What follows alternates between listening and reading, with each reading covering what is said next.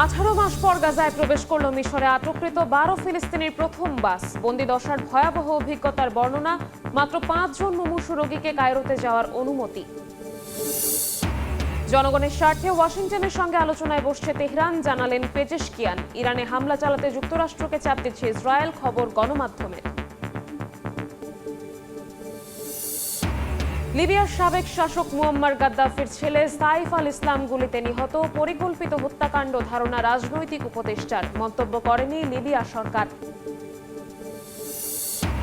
ট্রাম্পকে দেয়া প্রতিশ্রুতি ভঙ্গ করে ইউক্রেনের জ্বালানি স্থাপনায় ভয়াবহ হামলা রাশিয়ার, 3 জন নিহত, আহত 15। বিদ্যুৎ না থাকায় তীব্র শীতে চরম দুর্ভোগে লাখো মানুষ। এবং যুক্তরাষ্ট্রের সঙ্গে বাণিজ্য চুক্তির খবরে চাঙ্গা ভারতের শেয়ার বাজার ও রপ্তানি খাত। বেড়েছে রুপির মান, শুল্ক কমায় আস্থা ফিরবে বিনিয়োগে, বলছেন বিশ্লেষকরা।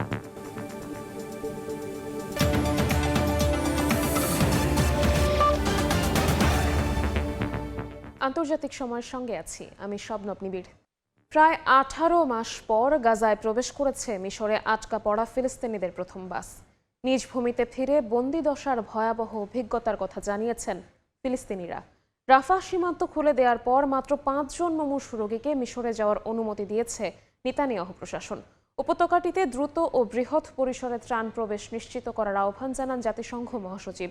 গাজা সিটির তুফা শহরে ইসরায়েলি বাহিনীর গুলিতে এক ফিলিস্তিনি নিহত হয়েছেন। একই সঙ্গে পশ্চিম তীরের দখলদারদের গুলিতে এক যুবক নিহত হয়েছেন।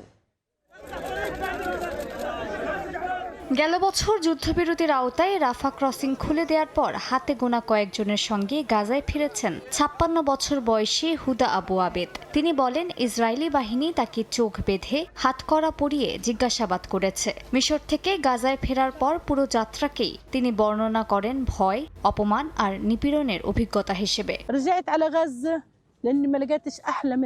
আমি গাজায় ফিরে এসেছি কারণ আমার দেশের গন্ধ, এর বাতাসের চেয়ে প্রশান্তি আর কিছুই খুঁজে পাইনি। 56 বছর ধরে আমি এই মাটিতে গেঁথে আছি। আমি পৃথিবীর যে কোনো জায়গায় যেতে পারি, কিন্তু গাজার চেয়ে সুন্দর কিছুই কখনো পাবো না। আমি জানি আমাকে তাঁবুতে থাকতে হবে, জানি পানি আনতে বাইরে যেতে হবে, জানি জীবনের ন্যূনতম নিশ্চয়তা নেই, তবু আমি গাজায় থাকতে চাই।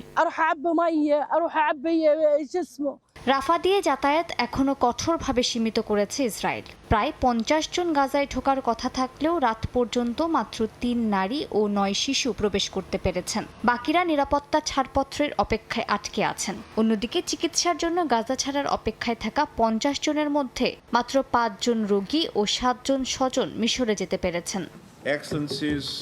জাতিসংঘের অর্থনৈতিক ও সামাজিক কাউন্সিলে বক্তব্য দিয়ে মহাসচিব আন্তোনিও গুতেরেস বলেন, গাজা ও অধিকৃত পশ্চিম তীরে ফিলিস্তিনিদের আত্মনিয়ন্ত্রণের অধিকার রক্ষায় জাতিসংঘ বরাবরই অটল। গাজা ও মিশরের মধ্যে রাফা সীমান্ত আংশিকভাবে পুনরায় খোলার প্রথম দিনেই গুতেরেস মানবিক সহায়তা প্রসঙ্গে জোর দেন। তিনি বলেন, গাজায় দ্রুত ও বৃহৎ পরিসরে ত্রাণ প্রবেশ নিশ্চিত করতে হবে। জাতিসংঘে ফিলিস্তিন রাষ্ট্রদূত রিয়াদ মনসুর বলেন, গাজার ভূখণ্ড কোনো জমির টুকরো নয়, এটি ফিলিস্তিনের জনগণের অধিকার। তথাকথিত যুদ্ধবিরতির মধ্যেও সহিংসতা থামেনি। গাজা সিটিতে ও পশ্চিম তীরে জেরিকোতেও ইসরায়েলি অভিযানে বেশ কয়েকজন ফিলিস্তিনি হতাহত হয়েছেন। মালিহা সুহরওয়ার্দী, সময় সংবাদ।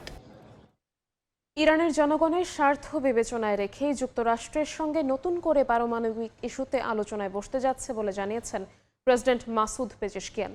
বৈঠকের খবরের মধ্যে আরব সাগরে মোতায়েন করা যুক্তরাষ্ট্রের রণতরীর দিকে আগ্রাসীভাবে যাওয়া ইরানি ড্রোন ধ্বংসের দাবি করেছে মার্কিন প্রতিরক্ষা বাহিনী। অন্যদিকে মার্কিন গণমাধ্যম এক্সিওসের তথ্য মতে ইরানে হামলা চালাতে যুক্তরাষ্ট্রকে চাপ দিচ্ছে দখলদার ইসরায়েল। ইরানের অভ্যন্তরীণ বিক্ষোভের রেশ ছড়িয়ে পড়ে তেহরান ওয়াশিংটনের বৈরী সম্পর্কে। গেল কয়েকদিন ধরেই দুপক্ষই একে অপরকে নানা ধরনের হুঁশিয়ারি দিয়ে আসছে। এরই জেরে ইরানের উদ্দেশ্যে বিশাল রণতরী পাঠিয়ে দেন মার্কিন প্রেসিডেন্ট ডোনাল্ড ট্রাম্প। এবার আরব সাগরে সেই ইউএসএস আব্রাহাম লিঙ্কন এয়ারক্রাফট ক্যারিয়ারের কাছে আগ্রাসীভাবে যাওয়া ইরানি ড্রোন ধ্বংসের দাবি করেছে যুক্তরাষ্ট্র। ইউএস সেন্ট্রাল কমান্ডের ক্যাপ্টেন টিম হকিন্স দাবি করেন, যুদ্ধজাহাজ থেকে প্রায় 500 মাইল দূরে ড্রোনটির কারণে কোনো মার্কিন সরঞ্জাম বা কর্মী আহত হয়নি। যুদ্ধের সম্ভাবনার মধ্যে যুক্তরাষ্ট্রের সঙ্গে ন্যায়সঙ্গত ও সমতার ভিত্তিতে পরমাণু চুক্তি নিয়ে আলোচনার জন্য পররাষ্ট্রমন্ত্রীকে নির্দেশ দিয়েছেন ইরানের প্রেসিডেন্ট মাসুদ পেজিশকিয়ান। সামাজিক যোগাযোগ মাধ্যম এক্সে দেয়া এক পোস্টে পেজিশকিয়ান বলেন, জাতীয় স্বার্থকে আমলে নিয়ে এই ধরনের আলোচনায় অংশ নেওয়ার সিদ্ধান্ত নেওয়া হয়েছে। এর আগে মার্কিন প্রেসিডেন্ট ডোনাল্ড ট্রাম্প হুমকি দিয়ে বলেন, পরমাণু চুক্তি নিয়ে আলোচনায় বসতে রাজি না হলে তেহরানের জন্য ভয়ঙ্কর কিছু অপেক্ষা করছে।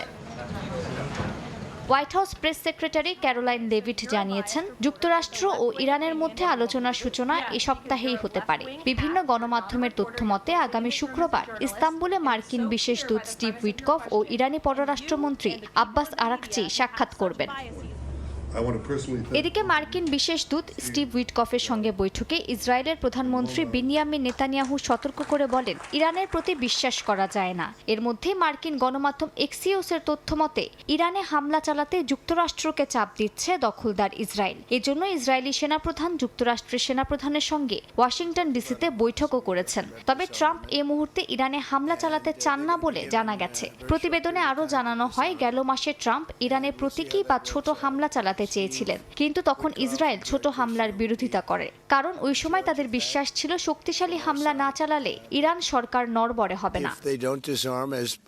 মালিহা সুহরওয়ার্দী, সময় সংবাদ। ইরানের সম্ভাব্য সামরিক পদক্ষেপে আপাতত বিরতি দিয়েছে যুক্তরাষ্ট্র, যদিও এটা কোনো স্থায়ী সমাধান নয় বলে মনে করছেন বিশ্লেষকরা। তাদের দাবি, এই সিদ্ধান্তে ওয়াশিংটন কৌশল বদলেছে মাত্র, কিন্তু লক্ষ্য বদলায়নি। এরই মধ্যে পরমাণু ইস্যুতে আলোচনার মাধ্যমে তেহরানের ওপর চাপ বৃদ্ধি ও যুদ্ধের প্রস্তুতি দুটোই বহাল রাখার ইঙ্গিত দিয়েছেন মার্কিন প্রেসিডেন্ট ডোনাল্ড ট্রাম্প। গেল কয়েক সপ্তাহ ধরে ইরান যুক্তরাষ্ট্রের মধ্যে টানটান উত্তেজনা বিরাজ করছে। ওয়াশিংটনের বাড়তি সেনা ও রণতরী মোতায়েনের জেরে অনেকেই ধারণা করছিলেন চলতি মাসের শুরুতেই ইরানে হামলা চালাতে পারে যুক্তরাষ্ট্র, কিন্তু শেষ মুহূর্তে সেটা হয়নি। পরমাণু ইস্যুতে আলোচনার মাধ্যমে তেহরানের ওপর চাপ বৃদ্ধি ও যুদ্ধের প্রস্তুতি দুটোই বহাল রাখার ইঙ্গিত দিয়েছেন মার্কিন প্রেসিডেন্ট ডোনাল্ড ট্রাম্প। যুক্তরাষ্ট্র ইরান ইস্যুতে পক্ষে বিপক্ষে বিশ্লেষকরা যুক্তি দেখিয়েছেন। যুক্তরাষ্ট্রকে ইতিবাচকভাবে উপস্থাপন করতে কেউ কেউ বলছেন ওয়াশিংটন সংযম দেখিয়েছে, তারা উত্তেজনা কমাতে চায়, কিন্তু বাস্তবে বিষয়টি এমন কিনা তা নিয়েও প্রশ্ন উঠেছে। একাংশের দাবি, যুক্তরাষ্ট্র আসলে কৌশল বদলেছে, কিন্তু লক্ষ্য বদলায়নি। ইরানের বিরুদ্ধে মার্কিন হামলার পরিকল্পনা এখনও রয়েছে বলেও মনে করছেন অনেকে। বিশ্লেষকরা বলছেন, ইরানে হামলা চালালে মধ্যপ্রাচ্যে মার্কিন মিত্রদের ওপর তেহরান পাল্টা হামলা চালাতে পারে। মিসাইল প্রতিরক্ষা প্রস্তুতি পুরোপুরি না থাকায় ইসরায়েল ও আঞ্চলিক মিত্রদের সুরক্ষা নিয়ে উদ্বেগ ও বড় যুদ্ধের আশঙ্কা যুক্তরাষ্ট্রের সিদ্ধান্তের ওপর প্রভাব ফেলেছে। পাশাপাশি ঘরোয়া রাজনৈতিক চাপও হামলা থেকে বিরত হওয়ার কারণ বলে মনে করছেন তারা। হামলার ব্যয়ভার লাভের চেয়ে বেশি অনুমেয় হওয়ায় এবং আগের যুদ্ধগুলো থেকে নেয়া অভিজ্ঞতা তেহরানে হামলার ব্যাপারে যুক্তরাষ্ট্রকে দ্বিতীয়বার ভাবতে বাধ্য করেছে বলেও ধারণা করা হচ্ছে। ইরান বলছে, যুক্তরাষ্ট্রের সঙ্গে যোগাযোগের পথ এখনও খোলা আছে। বিশ্লেষকদের ধারণা, চাপের কাছে হার মেনে নয়, সময় বাড়ানো এবং পরিস্থিতি জটিল করেই ইরান আলোচনায় যাচ্ছে। তবে এখনও সামরিক অভিযানের বিষয়টি যুক্তরাষ্ট্রের পরিকল্পনায় রয়ে গেছে, যেটা ইরানে হামলা ইস্যুতে সাময়িক বিরতি হলেও কোনো সমাধান নয় বলে মনে করছেন অনেকে। নাসরিন রুমি, সময় সংবাদ। লিবিয়ার সাবেক শাসক মুয়াম্মার গাদ্দাফির ছেলে সাইফ আল ইসলাম গাদ্দাফি নিহত হয়েছেন। স্থানীয় সময় মঙ্গলবার দেশটির পশ্চিমাঞ্চলীয় শহর জিনতানে গুলিবিদ্ধ হয়ে নিহত হন তিনি। স্থানীয় গণমাধ্যমের তথ্য মতে গেল 1 দশকের বেশি সময় ধরে জিনতানে অবস্থান করছিলেন তিনি। সেখানেই তাঁকে গুলি করে হত্যা করা হয়েছে বলে ধারণা করা হচ্ছে। 53 বছর বয়সী সাইফ আল ইসলামের মৃত্যুর খবর নিশ্চিত করেছেন তাঁর রাজনৈতিক উপদেষ্টা আবদুল্লাহ ওসমান। তবে কারা এই হামলা চালিয়েছে তা এখনও জানা যায়নি। লিবিয়া সরকারের পক্ষ থেকে এখন পর্যন্ত এ বিষয়ে কোনো আনুষ্ঠানিক মন্তব্য করা হয়নি।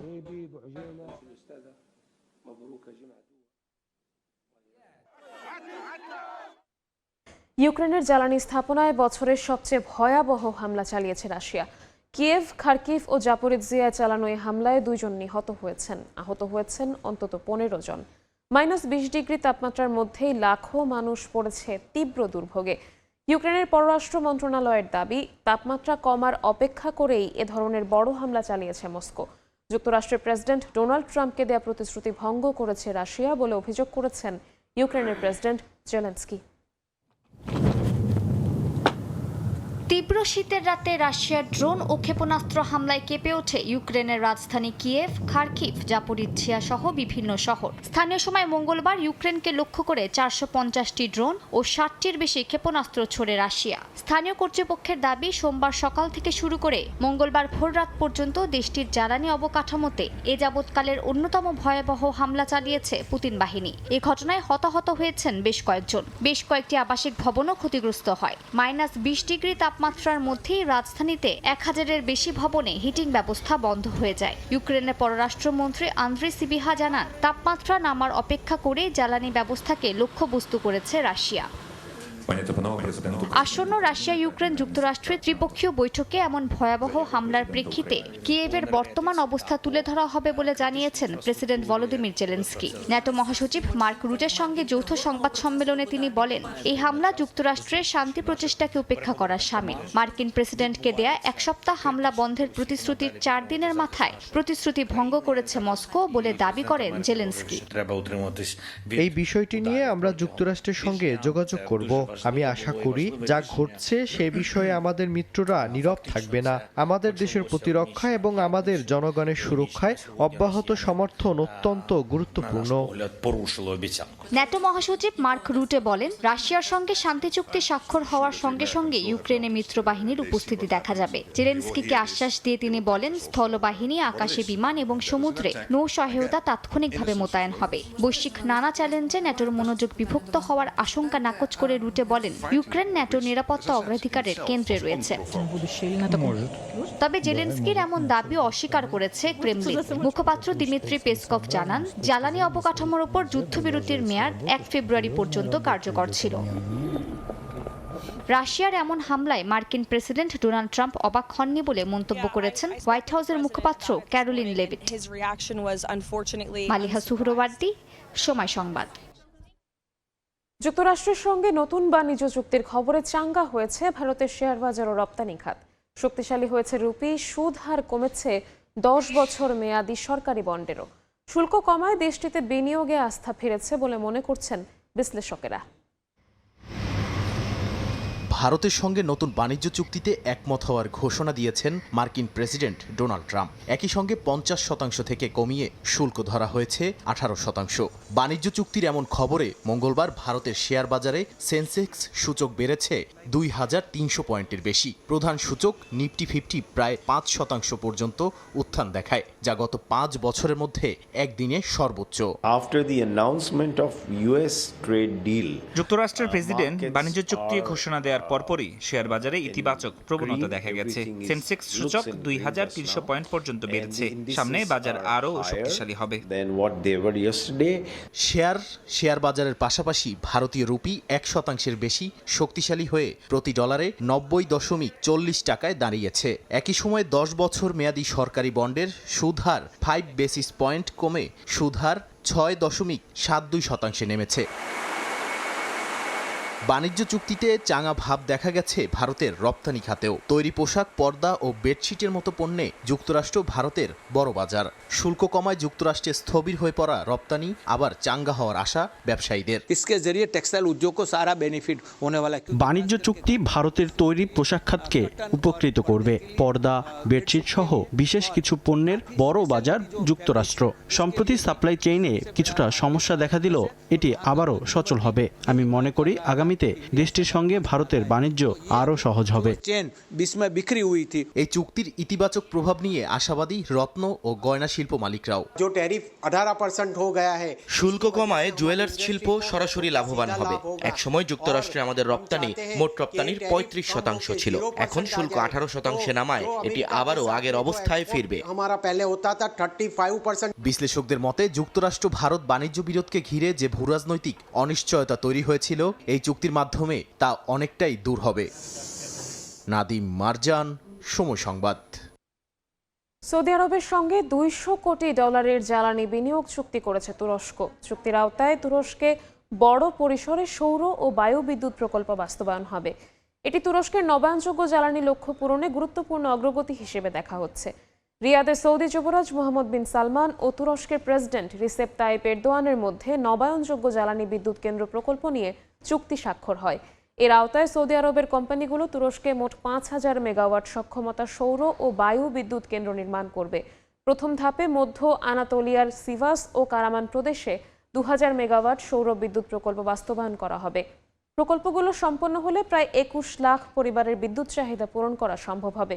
2035 সালের মধ্যে সৌর ও বায়ু বিদ্যুতে 1,20,000 মেগাওয়াট স্থাপিত সক্ষমতা অর্জনের লক্ষ্যে এটি একটি বড় পদক্ষেপ বলে মনে করছেন সংশ্লিষ্টরা।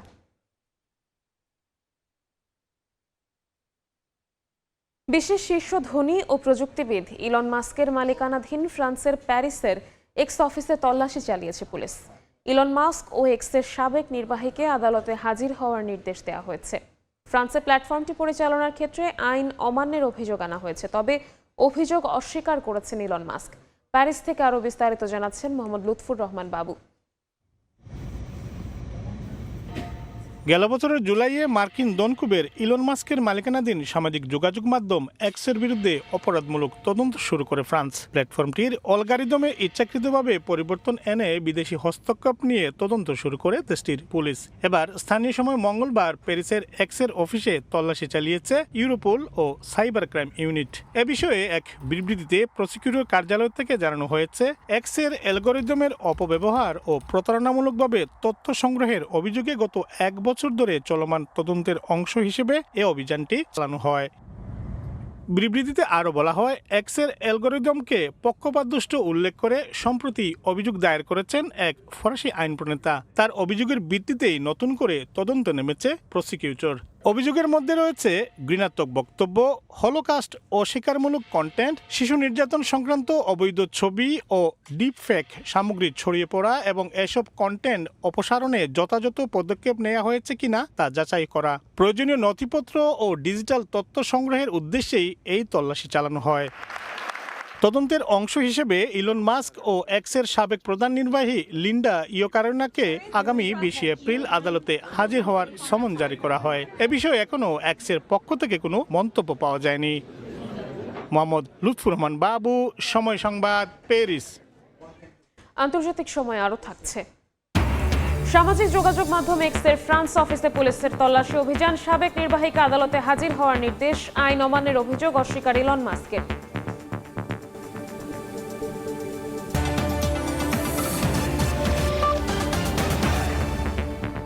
এপস্টেইন কাণ্ডে কংগ্রেসের তদন্তে অবশেষে সাক্ষ্য দিতে রাজি হয়েছেন সাবেক মার্কিন প্রেসিডেন্ট বিল ক্লিন্টন ও তার স্ত্রী হিলারি ক্লিন্টন।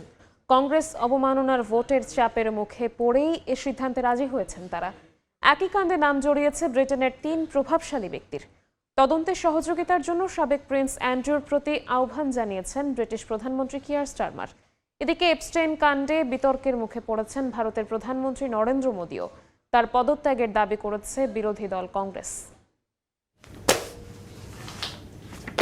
ব্রিটেনের রাজপ্রাসাদ থেকে শুরু করে বিশ্ব রাজনীতি সব জায়গায় উত্তাপ ছড়িয়েছে কুখ্যাত যৌন নিপীড়ক জেফ্রি এপস্টেইনের নতুন নথি। 30 লাখেরও বেশি পৃষ্ঠার নথিতে নাম এসেছে মার্কিন প্রেসিডেন্ট থেকে শুরু করে ব্রিটিশ রাজপরিবারের সদস্যদের। বিতর্কের মুখে পড়েছেন যুক্তরাষ্ট্রের সাবেক প্রেসিডেন্ট বিল ক্লিন্টন ও তার স্ত্রী হিলারি। ক্লিন্টন দফতরের কর্মীদের সঙ্গে যোগাযোগ ছিল এপস্টেইন ও তার সহযোগী গিসলেইন ম্যাক্সওয়েলের। এপস্টেইনের ব্যক্তিগত জেটের নথিতেও নাম রয়েছে সাবেক এই মার্কিন প্রেসিডেন্টের। এপস্টেইন সংক্রান্ত দ্বিদলীয় তদন্তে সাক্ষ্য দিতে ক্লিন্টন দম্পতিকে আইনি নোটিশ দেয় যুক্তরাষ্ট্রের প্রতিনিধি পরিষদ। তবে নোটিশ প্রত্যাখ্যান করায় তাদের বিরুদ্ধে কংগ্রেস অবমাননার প্রস্তাব আনা হয়। এ চাপের মুখে সাক্ষ্য দিতে রাজি হয়েছেন ক্লিন্টন দম্পতি। একই কাণ্ডে নাম জড়িয়েছেন ব্রিটেনের 3 প্রভাবশালী ব্যক্তি। নথিতে সাবেক প্রিন্স অ্যান্ড্রু, তার সাবেক স্ত্রী সারা ফার্গুসন ও ব্রিটিশ রাজনীতিবিদ পিটার মেন্ডেলসনের নাম এসেছে বহুবার। তদন্তে সহযোগিতার জন্য সাবেক প্রিন্সের প্রতি আহ্বান জানিয়েছেন ব্রিটিশ প্রধানমন্ত্রী কিয়ার স্টারমার। সারা ফার্গুসনের সঙ্গেও এপস্টেইনের ঘনিষ্ঠ সম্পর্কের প্রমাণ মিলেছে। এপস্টেইনকে সংবেদনশীল সরকারি তথ্য দেওয়ার অভিযোগ উঠেছে পিটার মেন্ডেলসনের বিরুদ্ধে। তার লর্ডস উপাধি বাতিলেরও আহ্বান জানান ব্রিটিশ প্রধানমন্ত্রী। এদিকে এপস্টেইন কাণ্ডে বিতর্কের মুখে পড়েছেন ভারতের প্রধানমন্ত্রী নরেন্দ্র মোদীও। মুম্বাইয়ে এক বিক্ষোভে তার পদত্যাগের দাবি করেছে বিরোধী দল কংগ্রেস। মুম্বাই যুব কংগ্রেসের সভাপতি জিনাত শারমিন বলেন, ভারত সরকারের আন্তর্জাতিক ভাবমূর্তি নষ্ট করেছেন মোদী। বরকতুল্লাহ, সময় সংবাদ। মার্কিন কংগ্রেসের ভোটে অবশেষে শেষ হলো যুক্তরাষ্ট্রের আংশিক সরকারি শাটডাউনের। কংগ্রেসে পাশ হওয়া বিলে স্বাক্ষর করে আইনে পরিণত করেছেন মার্কিন প্রেসিডেন্ট ডোনাল্ড ট্রাম্প। নতুন আইনে প্রতিরক্ষা, স্বাস্থ্য, শিক্ষা, শ্রম ও আবাসন সহ 11টি সরকারি খাতে অর্থায়ন সেপ্টেম্বর পর্যন্ত নিশ্চিত করা হয়েছে। এই বিল যুক্তরাষ্ট্রের জনগণের জন্য একটি বিজয়ের প্রতীক বলে মন্তব্য করেন ট্রাম্প। মার্কিন প্রেসিডেন্ট ডোনাল্ড ট্রাম্প দ্বিতীয়বার প্রেসিডেন্ট হিসেবে শপথ নেয়ার পর মাত্র কয়েক মাসের ব্যবধানে 2টি শাটডাউনের সাক্ষী হয়েছে যুক্তরাষ্ট্র। স্থানীয় সময় শুক্রবার immigration and customs enforcement ICE ও কেন্দ্রীয়ভাবে অর্থায়িত অলাভজনক সংস্থা সিপিপি সংস্কার নিয়ে আলোচনার স্বার্থে হোমল্যান্ড সিকিউরিটি বিভাগ ডিএইচএস এর অর্থায়ন 2 সপ্তাহের জন্য পিছিয়ে দেওয়ার একটি বিল পাশ করে কংগ্রেস। তবে প্রতিনিধি পরিষদ ছুটিতে থাকায় সোমবারের আগে ভোট না হওয়ায় সরকারি বিভাগগুলোতে শুরু হয় আংশিক শাটডাউন। স্থানীয় সময় মঙ্গলবার যুক্তরাষ্ট্রের হাউস অফ রিপ্রেজেন্টেটিভস 217-214 ভোটে এই বিলটির অনুমোদন দেয়, আর এর মাধ্যমে শেষ হয় আংশিক সরকারি শাটডাউনের। মার্কিন প্রেসিডেন্ট ডোনাল্ড ট্রাম্প রিপাবলিকানদের দ্রুত ভোটে যেতে আহ্বান জানানোর পরই এই সিদ্ধান্ত আসে। বিলটি এরই মধ্যে সিনেটে পাশ হয়ে ট্রাম্পের স্বাক্ষরে আইনে পরিণত হয়েছে। ট্রাম্প জানান এই বিল যুক্তরাষ্ট্রের জনগণের জন্য একটি বিজয়ের প্রতীক। আমাদের সবার ভোটার আইডি থাকা উচিত। ভোটার আইডি কে না চাইবে? শুধু সেই মানুষই চাইবে না যে প্রতারণা করতে চায়। ডেমোক্র্যাটরা এই ভোটার আইডি চায় না। তারা এটা চায় না কারণ তারা প্রতারণা করতে চায়, কারণ এর বিপক্ষে থাকার কোনো যুক্তিই নেই। নতুন আইনে প্রতিরক্ষা, স্বাস্থ্য, শিক্ষা, শ্রম ও আবাসন সহ 11টি সরকারি খাতে অর্থায়ন সেপ্টেম্বর পর্যন্ত নিশ্চিত করা হয়েছে। তবে সবচেয়ে বিতর্কিত department of homeland security DHS এর অর্থায়ন মাত্র 2 সপ্তাহের জন্য বাড়ানো হয়েছে। মিনিয়াপোলিসে ফেডারেল ইমিগ্রেশন এজেন্টদের গুলিতে 2 নাগরিক নিহত হওয়ার পর ডিএইচএস তীব্র সমালোচনার মুখে পড়ে। ডেমোক্রেটরা অভিবাসন অভিযানে বডি ক্যামেরা বাধ্যতামূলক করা, মুখ ঢাকার মাস্ক নিষিদ্ধ করা এবং অপারেশনাল প্রোটোকলে পরিবর্তনের দাবি তুলেন। রিপাবলিকানদের মধ্যেও এই বিষয়ে মতভেদ স্পষ্ট। মালিহা সুহরওয়ার্দী, সময় সংবাদ। যুক্তরাষ্ট্রের হার্ভার্ড বিশ্ববিদ্যালয়ের কাছে $100 কোটি ক্ষতিপূরণ দাবি করেছেন মার্কিন প্রেসিডেন্ট ডোনাল্ড ট্রাম্প। স্থানীয় সময় সোমবার রাতে নিজের সামাজিক যোগাযোগ মাধ্যম ট্রুথ সোশ্যালে দেওয়া এক পোস্টে তিনি এ দাবি করেন। এর আগে নিউ ইয়র্ক টাইমসের এক প্রতিবেদনে বলা হয়, সরকারের সঙ্গে চলমান সমঝোতা আলোচনায় হার্ভার্ড বিশ্ববিদ্যালয় কিছু ছাড় পেয়েছে। ওই প্রতিবেদন প্রকাশের পরই বিশ্ববিদ্যালয়ের বিরুদ্ধে এমন বিশাল অঙ্কের ক্ষতিপূরণ দাবি করলেন ট্রাম্প। পাশাপাশি জানান ভবিষ্যতে হার্ভার্ড বিশ্ববিদ্যালয়ের সঙ্গে তাদের আর কোনো সম্পর্ক থাকবে না। ট্রাম্প প্রশাসনের অভিযোগ, হার্ভার্ড সহ বিভিন্ন নামী শিক্ষা প্রতিষ্ঠান তথাকথিত ওক বা উদারপন্থী রাজনৈতিক মতাদর্শ প্রচার করছে। এছাড়া ফিলিস্তিনপন্থী বিক্ষোভের সময় ক্যাম্পাসে ইহুদি শিক্ষার্থীদের পর্যাপ্ত সুরক্ষা দিতে ব্যর্থ হয়েছে। যুক্তরাষ্ট্রের মিনিয়াপলিসে ফেডারেল ইমিগ্রেশন কর্মকর্তাদের শিগগিরই বডি ক্যামেরা দেওয়ার সিদ্ধান্ত নিয়েছে ট্রাম্প প্রশাসন।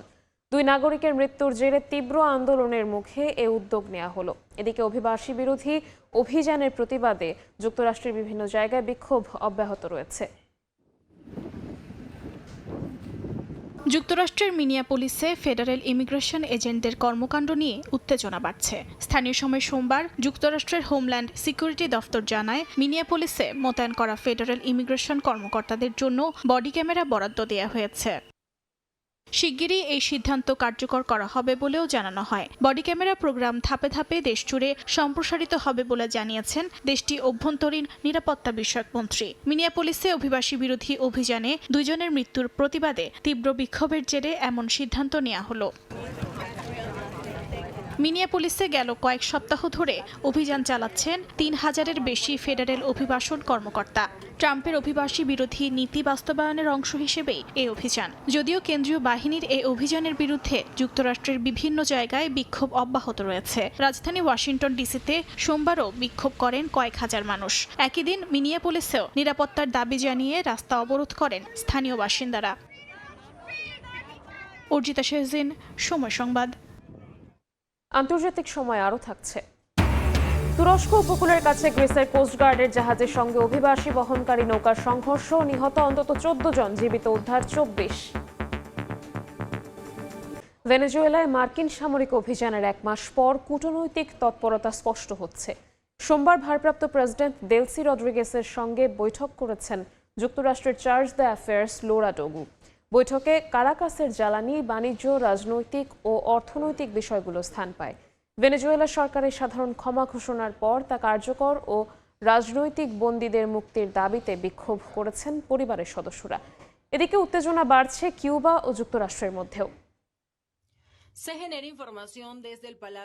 স্থানীয় সময় সোমবার মিরাফ্লোরেস প্রেসিডেন্সিয়াল প্যালেসে ভেনেজুয়েলার ভারপ্রাপ্ত প্রেসিডেন্ট দেলসি রদ্রিগেজের সঙ্গে বৈঠক করেন যুক্তরাজ্যের চার্জ দ্য অ্যাফেয়ার্স লৌরা ডোগু। বৈঠকে ন্যাশনাল অ্যাসেম্বলির প্রেসিডেন্ট হোর্হে রদ্রিগেজ উপস্থিত ছিলেন। ভেনেজুয়েলা সরকার জানায় এটি কারাকাস ওয়াশিংটনের চলমান কার্যসূচির অংশ। আলোচনায় জ্বালানি, বাণিজ্য, রাজনৈতিক ও অর্থনৈতিক বিষয়গুলো স্থান পায়। বৈঠকের পর ভেনেজুয়েলার জন্য প্রস্তাবিত 3 ধাপের পরিকল্পনা পুনর্ব্যক্ত করেন মার্কিন চার্জ দ্য অ্যাফেয়ার্স ডোগু, যেখানে স্থিতিশীলতা, অর্থনৈতিক পুনরুদ্ধার ও পুনর্মিলন এবং রাজনৈতিক রূপান্তরের মতো বিষয় অন্তর্ভুক্ত রয়েছে। এর আগে মার্কিন কর্মকর্তারা দূতাবাস পুনরায় খোলার পরিস্থিতি মূল্যায়নে রাজধানী সফর করেন। এদিকে ভেনেজুয়েলা সরকার সাধারণ ক্ষমা ঘোষণার পর তা কার্যকর ও রাজনৈতিক বন্দীদের মুক্তির দাবিতে পরিবারের সদস্যরা বিক্ষোভ করেছেন। রোববার রাতে ভেনেজুয়েলার তেল সমৃদ্ধ জুলিয়া অঙ্গরাজ্যের মারাকাইবোতে মোমবাতি জ্বালিয়ে তারা বিক্ষোভে অংশ নেয়। এর মধ্যেই মার্কিন প্রেসিডেন্ট ডোনাল্ড ট্রাম্পের কিউবাকে ব্যর্থ রাষ্ট্রের তকমা ও হাভানায় তেল সরবরাহকারী দেশগুলোর ওপর শুল্ক আরোপের হুমকির ঘটনা দুই দেশের মধ্যে উত্তাপ ছড়িয়েছে। সোমবার কিউবার উপপররাষ্ট্রমন্ত্রী কার্লোস ফার্নান্দেজ দে কোসিও জানিয়েছেন, যুক্তরাষ্ট্রের সঙ্গে এখনও কোনো আনুষ্ঠানিক সংলাপ শুরু হয়নি, তবে নির্দিষ্ট শর্ত পূরণ হলে আলোচনায় বসতে আপত্তি নেই হাভানার। যে কোনো আলোচনায় কিউবার সংবিধান, অর্থনৈতিক কাঠামো ও শাসন ব্যবস্থা আলোচনার বাইরে থাকবে বলে শর্ত জুড়ে দেন কোসিও। এ সময় দেশটিতে চলমান অর্থনৈতিক সংকট, বিদ্যুৎ বিভ্রাট ও ভেনেজুয়েলা থেকে তেল সরবরাহ ব্যাহত হওয়ায় দেশটি কঠিন পরিস্থিতির মধ্যে দিয়ে যাওয়ার কথা স্বীকার করেন তিনি। এমন পরিস্থিতিতে মেক্সিকো কিউবায় তেল পাঠানো বন্ধ করবে বলে জানিয়েছেন মার্কিন প্রেসিডেন্ট। নাসরিন রুমি, সময় সংবাদ। গ্রিসের এজিয়ান সাগরে কোস্টগার্ডের জাহাজের সঙ্গে অভিবাসী বহনকারী একটি নৌকার মুখোমুখি সংঘর্ষে অন্তত 14 জন নিহত হয়েছেন। স্থানীয় সময় মঙ্গলবার তুরস্কের উপকূল থেকে কয়েক মাইল দূরে কিওস দ্বীপের কাছে নৌকাটি দেখতে পায় কোস্টগার্ড বাহিনী। পরে তা ফেরত পাঠানোর নির্দেশ দেয় গ্রিসের কোস্টগার্ড। তবে পাচারকারীরা নৌকাটিকে কোস্টগার্ডের দিকে চালালে সংঘর্ষ ঘটে। এতে আরও 2 কর্মকর্তা আহত হয়েছেন। এ সময় নৌকাটিতে অন্তত 35 জন অভিবাসী ছিলেন বলে জানা গেছে। পরে সেখানে তল্লাশি চালিয়ে 24 জনকে জীবিত উদ্ধার করা হয়। তারা কোন দেশের নাগরিক তা এখনো নিশ্চিত করা যায়নি।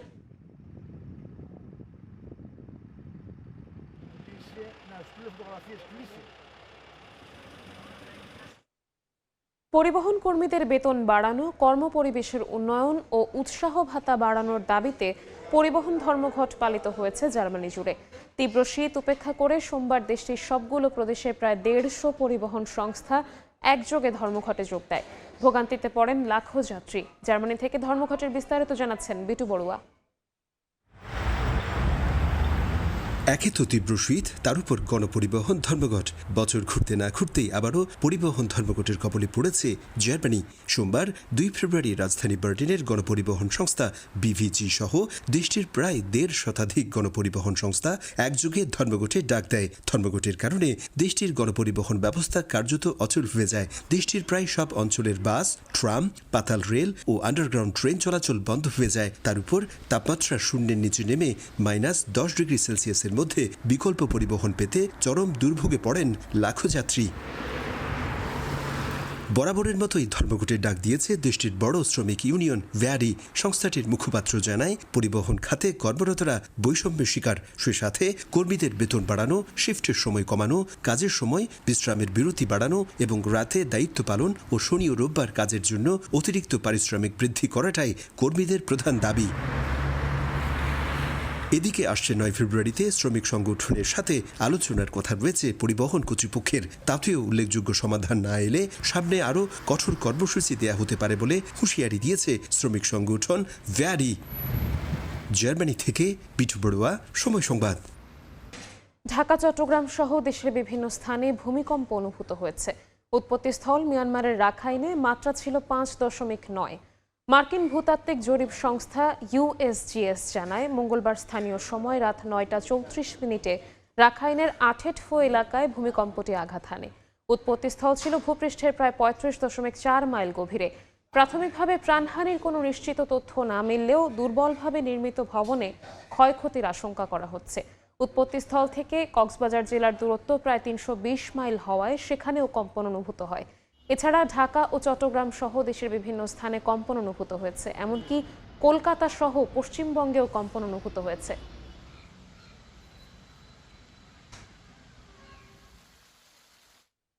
ইরানের রাজধানীর একটি শপিং মলে ভয়াবহ আগুন লেগেছে। মঙ্গলবার স্থানীয় সময় সকালে তেহরানের বাজার এলাকার জান্নাত শপিং সেন্টারে মুহূর্তেই ছড়িয়ে পড়ে আগুনের লেলিহান শিখা। দাউ দাউ করে জ্বলা আগুন নিয়ন্ত্রণে কাজ করে ফায়ার সার্ভিসের বেশ কয়েকটি ইউনিট। ভয়াবহ অগ্নিকাণ্ডে এখন পর্যন্ত কোনো হতাহতের তথ্য দেয়নি দেশটির প্রশাসন।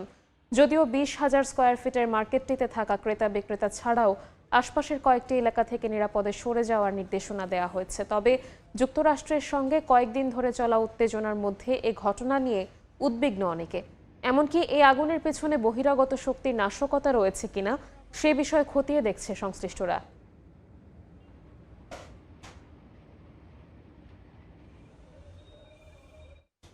যুক্তরাষ্ট্রের নিউ হ্যাম্পশায়ারের একটি হাসপাতালে ভয়াবহ আগুনের ঘটনা ঘটেছে। স্থানীয় সময় সোমবার নাশুয়ার গ্রেটার মানসিক হাসপাতালে গ্যাস বিস্ফোরণের পর আগুন লাগে। এ সময় হাসপাতালটির জরুরি বিভাগ আশপাশের বাসিন্দাদের এলাকা ছেড়ে নিরাপদ স্থানে সরে যাওয়ার নির্দেশ দেয়। পাশাপাশি বিস্ফোরণের পর সম্ভাব্য গ্যাস লিকেজের আশঙ্কায় জরুরি সতর্কবার্তা জারি করে কর্তৃপক্ষ। তবে বিস্ফোরণে কোনো হতাহতের খবর পাওয়া যায়নি।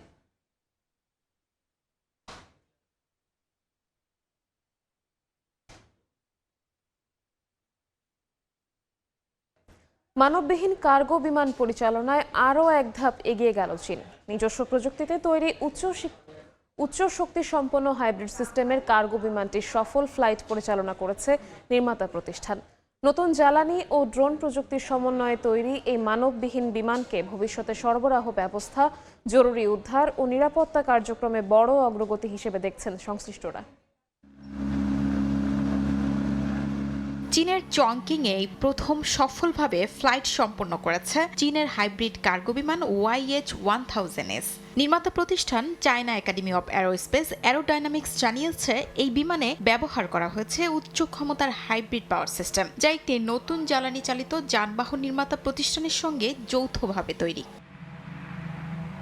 প্রতিষ্ঠানটি জানায় গত বছরের মে মাসে প্রথমবারের মতো উড়াল সম্পন্ন করা YH-1000 বিমানের তুলনায় নতুন YH-1000S মডেলটি কম দূরত্বে উড্ডয়ন ও অবতরণে সক্ষম। এই বিমানের বহন ক্ষমতাও বেশি। এছাড়াও উড্ডয়নের পরিসরও আরও দীর্ঘ বলে দাবি নির্মাতাদের। প্রকৌশলী ওয়াং চাও বলেন, নতুন জ্বালানি চালিত গাড়ির হাইব্রিড পাওয়ার সিস্টেম এই প্রথম বিমানটিতে ব্যবহার করা হয়েছে, যা পণ্যের পরীক্ষামূলক খরচ উল্লেখযোগ্যভাবে কমিয়েছে।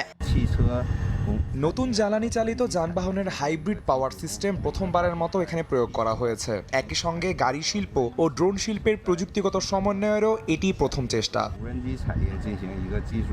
একাডেমির তথ্য অনুযায়ী বৈশ্বিক বাজারের চাহিদা মাথায় রেখে এই বড় আকারের মানববিহীন বিমানটি আন্তর্জাতিক সরবরাহ ব্যবস্থা, জরুরি উদ্ধার, দুর্যোগ মোকাবেলা, কৃত্রিম আবহাওয়ার পরিবর্তন, সামুদ্রিক পর্যবেক্ষণ এবং নৌ নিরাপত্তা তদারকি সহ বিভিন্ন কাজে ব্যবহার করা যাবে। শিউলি রোজা, সময় সংবাদ। আন্তর্জাতিক সময়ের শীর্ষ সংবাদগুলো জানিয়ে দিচ্ছি আরও একবার। 18 মাস পর গাজায় প্রবেশ করল মিশরে আটককৃত 12 ফিলিস্তিনির প্রথম বাস। বন্দিদশার ভয়াবহ অভিজ্ঞতার বর্ণনা। মাত্র 5 জন মুমূর্ষু রোগীকে কায়রোতে যাওয়ার অনুমতি। জনগণের স্বার্থে ওয়াশিংটনের সঙ্গে আলোচনায় বসছে তেহরান, জানালেন পেজিশকিয়ান। ইরানে হামলা চালাতে যুক্তরাষ্ট্রকে চাপ দিচ্ছে ইসরায়েল, খবর গণমাধ্যমে। এবং লিবিয়ার সাবেক শাসক মুয়াম্মার গাদ্দাফির ছেলে সাইফ আল ইসলাম গুলিতে নিহত। পরিকল্পিত হত্যাকাণ্ড, ধারণা রাজনৈতিক উপদেষ্টার, মন্তব্য করেনি লিবিয়া সরকার।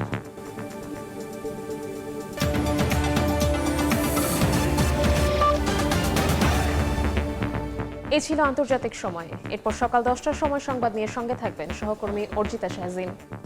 ধন্যবাদ নিবিড়। সকাল 10টার সময় সংবাদ নিয়ে আসছে কিছুক্ষণ পর, সঙ্গে থাকুন সময়।